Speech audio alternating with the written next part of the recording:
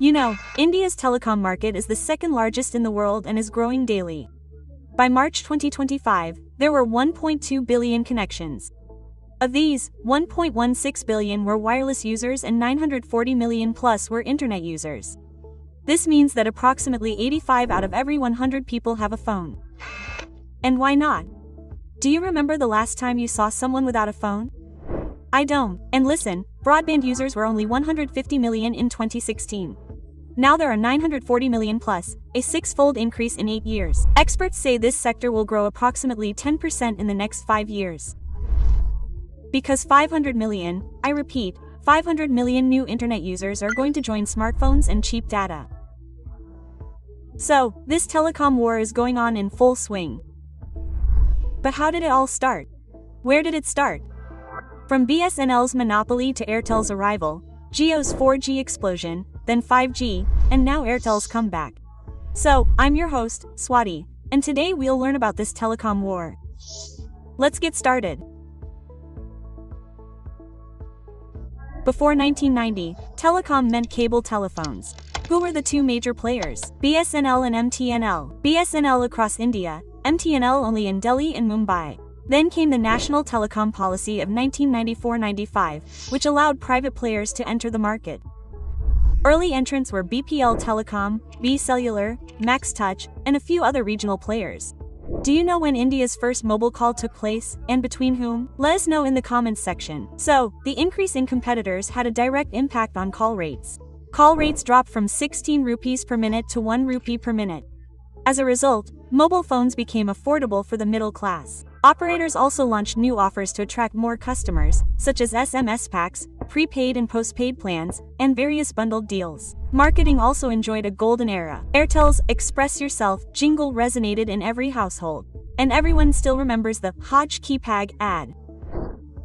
But then came the Jio nuclear moment. In September 2016, Mukesh Ambani announced free voice and free data until the end of the year, which was extended to March 2017. This price war led to Tata Dock and Airtel being forced out of the market, and Vodafone India and Idea Cellular had to merge in March 2017 to survive. In August 2018, Vi launched, becoming India's largest telco subscriber-wise. But a major issue was AGR dues. AGR stands for Adjusted Gross Revenue. This is the total money a telecom company earns. Whether it's from core or non-core businesses, a portion of it has to be paid to the government. The government included spectrum fees from operators, as well as non-core income. The Supreme Court sided with the government in 2019. This decision proved to be very costly for Vodafone Idea, which was caught in a debt trap due to AGR dues. Still, 83,000 rupees to 84,000 crore rupees in AGR dues remain. Fast forward to today. At the end of this Royal Rumble, only 3 players remained. Apart from the government-owned entities, the territorial dispute began. Yes, the telecom business has high fixed costs: towers, cables, licenses, and offices. Whether usage increases or decreases, these costs always have to be paid. Once these costs are covered, every extra penny becomes profit for the company. However, if revenue decreases, fixed costs still have to be paid, causing profits to decline.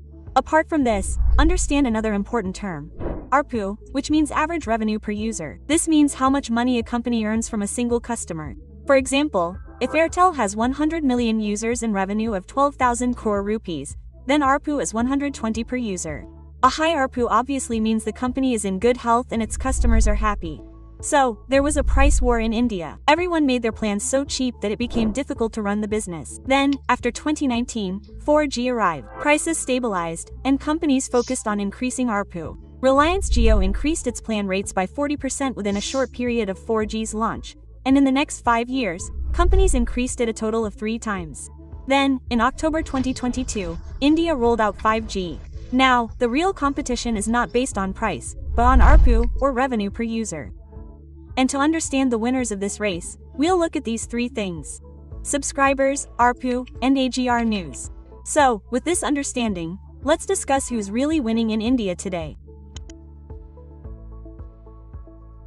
The subscriber base has remained somewhat flat over the past 5 years because, after 3 major tariff hacks, people reduced the number of extra SIMs, and fraudulent SIMs were removed from the database. This means the market has cleaned up. In the battle for market share, Reliance, Jio, and Airtel have taken a significant chunk away from Vodafone Idea, particularly Jio.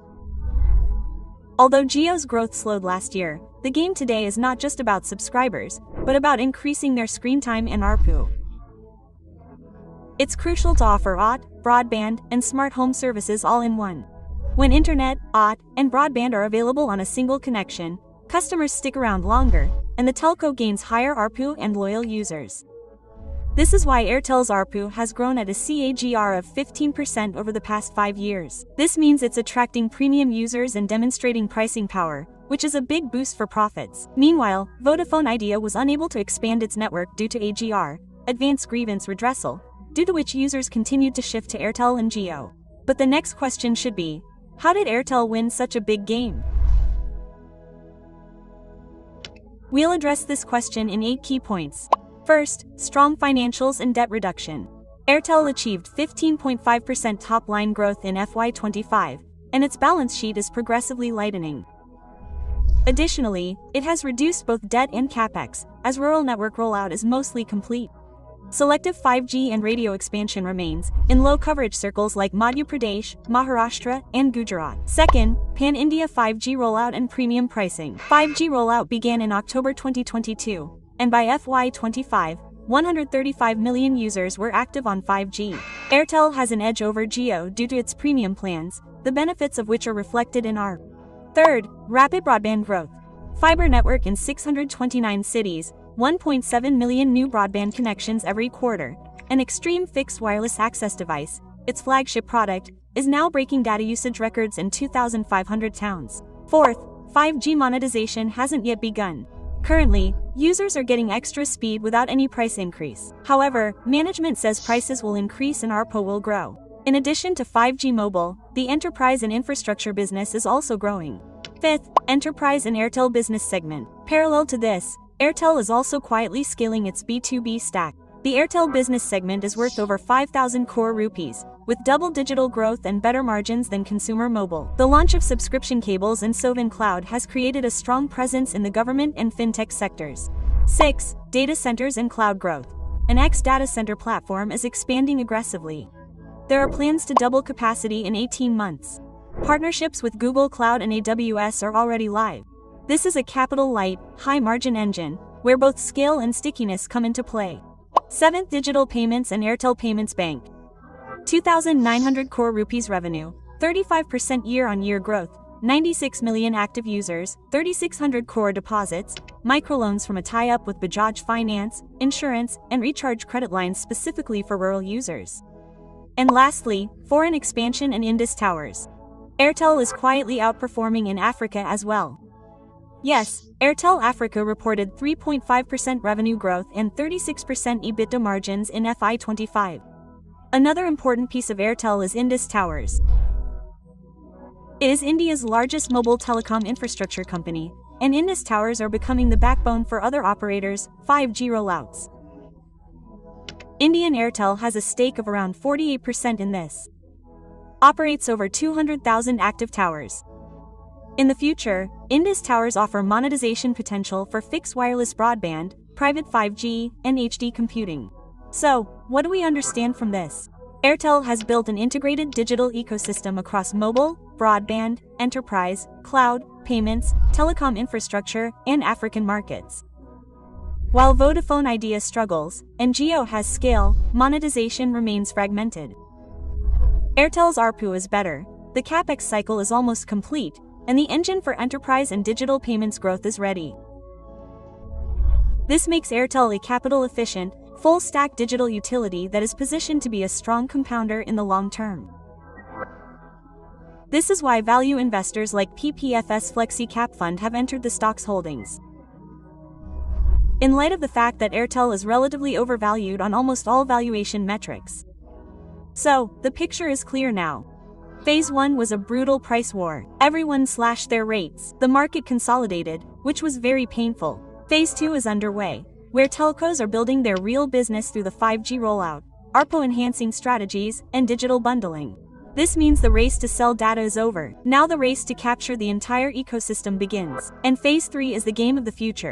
5G monetization, 6G, AI-driven networks, AI computing, and new technologies will take the telecom industry to the next level. Yes, Airtel has also signed agreements with satellite internet providers like Starlink for high-speed internet. But this is not practical for mass India right now. Costs are high and capacity is limited. But the rosier the picture appears, the greater the risk. Who knows, a new disruption or regulatory change will once again challenge the fixed costs of the telecom industry. So, the simple question is, who will be the real winner in telecom over the next 10 years? Will Jio emerge victorious on the strength of its scale and speed, or will Airtel surpass everyone with its premium ecosystem and capital discipline? Do let us know in the comments section below what your money, trust, and belief lie on. And yes, if you think these research-based, deep breakdowns are valuable, please like this video, subscribe to the channel, and wait for the next episode. I'm Swati, and this was India's real telecom battle. See you in the next video. Investments and securities markets are subject to market risk. Read all the related documents carefully before investing.